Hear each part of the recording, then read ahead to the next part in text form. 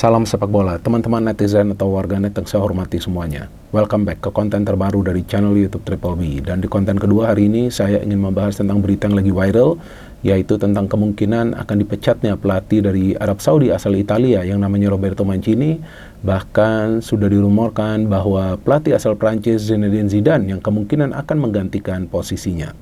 Bagi saya ini bukan merupakan berita yang mengejutkan. Karena memang kalau kita lihat dari hasil akhir timnas Arab Saudi, di round 3 ini mereka baru bisa menang 1 kali lawan China. Selain itu juga tim ini tidak bisa meraih kemenangan lawan Jepang, kemudian lawan Indonesia, dan juga lawan Bahrain. Artinya sekarang posisi dari Arab Saudi ini dalam keadaan yang sulit untuk bisa lolos langsung dari round 3. Padahal kita tahu bahwa mereka telah memainkan 2 pertandingan di kandang lawan tim yang sebetulnya secara posisi atau juga kekuatan itu jauh berada di bawah mereka. Yang pertama Indonesia yang gagal mereka meraih kemenangan, yang kedua adalah Bahrain. Jadi ya tidak salah juga jika sudah ada pemikiran dari Federasi Sepak Bola Arab Saudi untuk mendepak Roberto Mancini.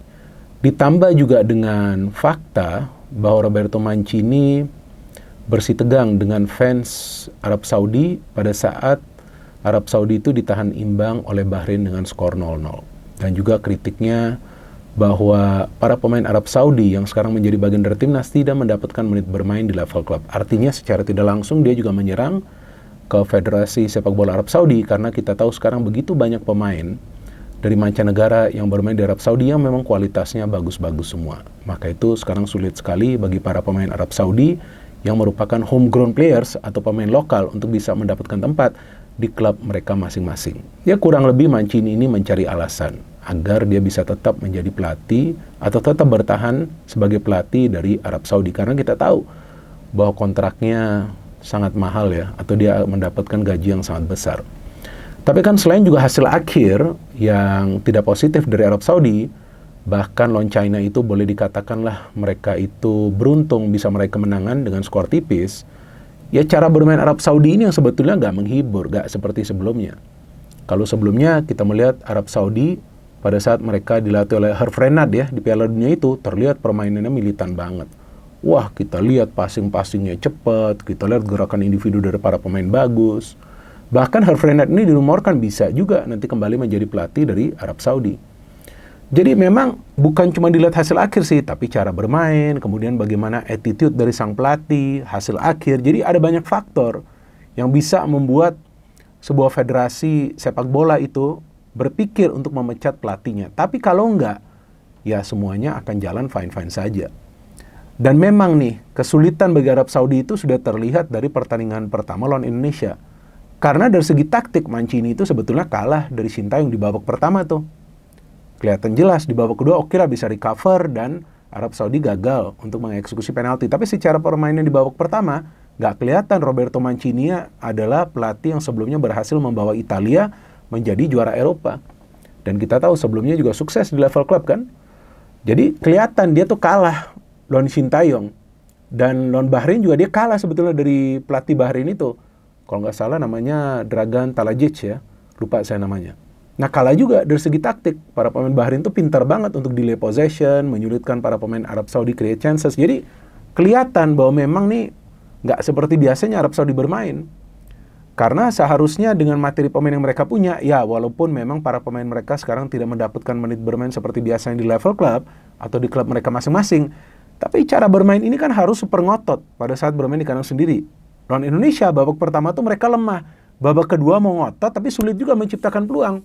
Itu mereka mendapatkan penalti juga kan karena kesalahan dari Martin Paes. Jadi ya, ada banyak faktor nih teman-teman. Tapi yang menarik kan, bahwa Roberto Mancini kemungkinan akan dipecat jelang lawan Indonesia lagi. Nah artinya sudah ada langkah dari Federasi Sepak Bola Arab Saudi untuk bisa melakukan pergantian pelatih agar lawan Indonesia itu bisa mendapatkan kemenangan. Jadi ini langkah yang coba mereka ambil. Karena ini pertandingan yang berat tentunya bagi Arab Saudi bermain di Indonesia. Bukan artinya Indonesia akan menang, nggak juga sih. Bukan berarti Indonesia akan pasti menang lawan Arab Saudi, nggak juga. Jika pelatihnya Mancini, nggak.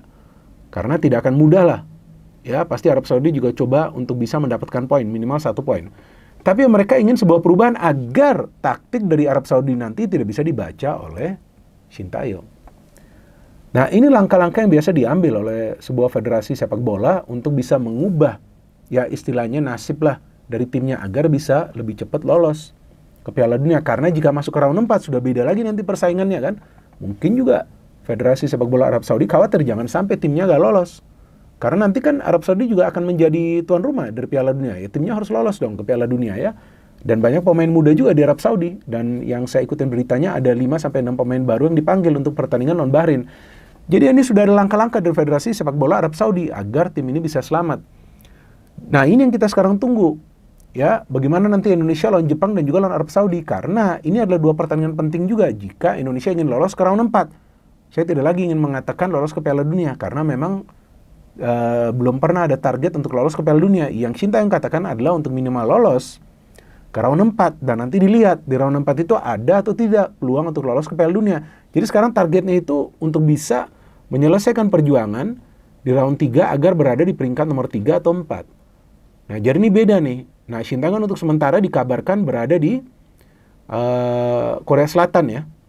Nah, artinya dia akan segera kembali nanti jelang akhir bulan ini, yang kabarnya juga atau beritanya, ini bukan kata saya, tapi kata media, ya berdasarkan juga tentu informasi yang mereka dapat dari PSSI akan ada evaluasi dari Tim Nasional Indonesia yang dalam hal ini artinya ya evaluasi juga terhadap Sintayong. Tapi kita harus paham satu hal, bahwa sebetulnya targetnya seperti apa. Yang saya ingat targetnya dari federasi adalah untuk bisa push rank di ranking FIFA, untuk bisa masuk ke 100 besar. Jadi kalau memang mau dievaluasi, mungkin yang akan dievaluasi adalah kebutuhan, kekurangan, dan juga kelebihan dari Timnas Indonesia. Tapi bukan tentang posisi dari pelatih. Karena kita juga tidak boleh lupa bahwa kontrak dari Sintayong sudah diperpanjang beberapa waktu yang lalu dan dia akan tetap bertahan. Ya kan teman-teman, karena target sebelumnya dia penuhi untuk bisa lolos dari fase grup dari Piala Asia U23. Jadi saya pikir jikapun akan ada evaluasi juga, ya seharusnya gak ada masalah sih. Evaluasi itu kan bisa dilakukan setiap saat ya, kapan saja gitu. Dan evaluasi itu kan juga semacam brainstorming atau sesi tukar pikiran gitu. Antara federasi dengan pelatih, dengan asisten pelatih untuk bisa tanya jawab. Tapi bukan untuk menyoroti target, karena targetnya ini kan sebetulnya kan ya belum ada nih sebenarnya untuk lolos dari Piala Dunia dari federasi ya untuk ke Piala Dunia. Tapi memang sudah ada target untuk bisa push rank, untuk bisa masuk ke 100 besar. Dan Sintayong adalah pelatih yang optimis yang sebelumnya beberapa kali mengatakan bahwa Indonesia punya peluang untuk minimal lolos ke round 4. Nah, ini yang sekarang kita tunggu. Tapi kan tentu ya kita juga masih menunggu nih nanti seperti apa untuk lawan Jepang dan juga Arab Saudi. Yang kita harapkan ya jangan banyak perubahan juga di line up dong. Karena kalau semakin banyak perubahan, gimana caranya chemistry itu bisa dipertahankan. Karena kan timnas itu tidak bermain setiap pekannya, beda dengan klub. Kalau klub itu melakukan rotasi di line up, itu wajar untuk memanfaatkan sumber daya pemain. Tapi timnas harus punya kerangka starting 11 agar chemistry di antara para pemain itu bisa terjaga. Tapi pada saat memang ada terus pemain-pemain keturunan yang baru masuk, ada terus pemain-pemain yang berasal dari Liga 1 yang masuk, ya tentu chemistry ini tidak mudah untuk dipertahankan.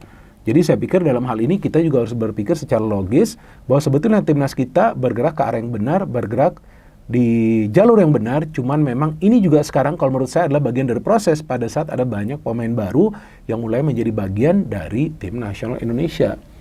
Dan kita harapkan nanti Kevin Dix bisa bermain lawan Jepang dan juga Arab Saudi karena pertahanan kita harus benar-benar solid lawan 2 tim kuat ini.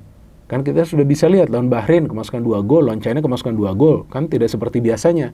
Mungkin Misilgers ini belum bisa adaptasi dengan baik, harus ada pemain lain. Tapi saya sih selalu mengatakan bahwa J. Itzes dengan Rizky Ridho itu sebetulnya sudah kompak. Tinggal bagaimana third man ini atau pemain ketiga ini ya siapa nanti.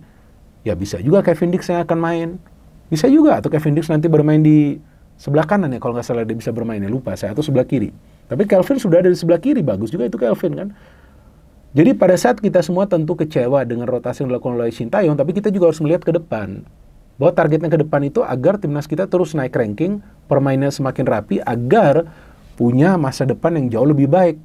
Dan sekarang ini kita sudah bisa melihat bahwa timnas kita punya potensi untuk bersaing di level Asia. Itu kan yang penting, kalau mau ke level dunia kita harus sabar dulu lah. Walaupun sekarang ini timnas kita sudah mulai bersaing yang namanya di level dunia, karena sekarang timnas kita masuk ke tahapan untuk lolos ke Piala Dunia. Round 3 ini kan bisa lolos langsung jika bisa menempati peringkat nomor 1 atau 2 di round 3 ini. Jadi saya pikir ya kita juga perlu bersabar dan tunggu nanti pada saat Sintayong kembali dan seperti apa nanti evaluasinya dari PSSI. Mungkin akan ada tambahan pemain-pemain baru, apakah itu dari liga domestik atau juga dari luar negeri. Dan kita tunggu nanti ya seperti apa nanti persiapan dari timnas, karena 2 match di November ini yang bisa menentukan kemungkinan, saya tidak mengatakan pasti, jadi tolong jangan dipelintir kata-kata saya, kemungkinan yang bisa menentukan langkah dari timnas untuk lolos ke round 4. Kalau timnas kita bisa lolos ke round 4, kan rankingnya akan naik terus di FIFA, karena pasti kan akan mendapatkan poin yang cukup untuk lolos ke round 4. Kalau sudah masuk ke round 4, nanti kita lihat lawan-lawannya itu siapa-siapa saja. Dan yang penting bagi para pemain yang jarang mendapatkan kesempatan bermain di level internasional lawan tim-tim yang kuat, ini harus mereka manfaatkan kesempatan ini. Pengalaman ini akan sangat berharga bagi mereka, apalagi pengalaman bagi para pemain muda. Jadi teman-teman, sambil kita menunggu Sintayong kembali ke Indonesia dan juga kita menunggu apakah akan ada pergantian pelatih di Arab Saudi atau tidak. Tapi jika nanti ada pergantian pelatih, bukan berarti mereka akan langsung bermain bagus, enggak. Tapi paling tidak mereka akan bermain sedikit berbeda. Dan itulah yang nanti harus diantisipasi oleh Sintayong. No hate, no politics, only football. Salam sepak bola.